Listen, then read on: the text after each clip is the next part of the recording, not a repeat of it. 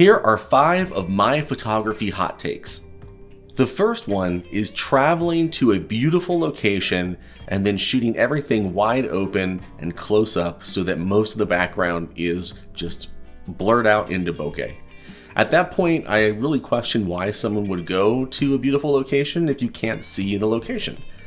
In my mind, if you're going to take the time to go somewhere awesome, then you should probably take advantage of that and incorporate it into your images and not just blur them all out.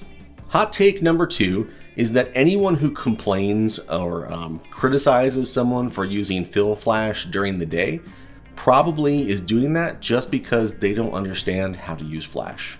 Number 3 is actually kind of related to number 2. Most of the people who are kind of online trolls in the photography community are actually not that good at photography. If you go to their pages, their Instagrams, their websites, you'll frequently see super tacky, overexposed, underexposed. It's a mishmash of terrible photography, and they're always the loudest ones in the forums. So if you've got a troll giving you a hard time, just ignore them and focus on the folks who are actually being helpful. Hot take number 4. 99% of hair flips look terrible.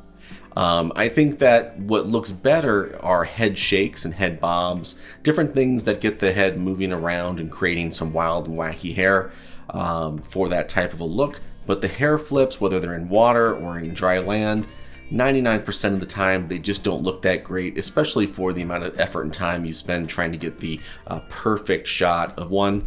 So just skip the hair flips, maybe do some like shaking of the head and stuff like that instead and see what you think.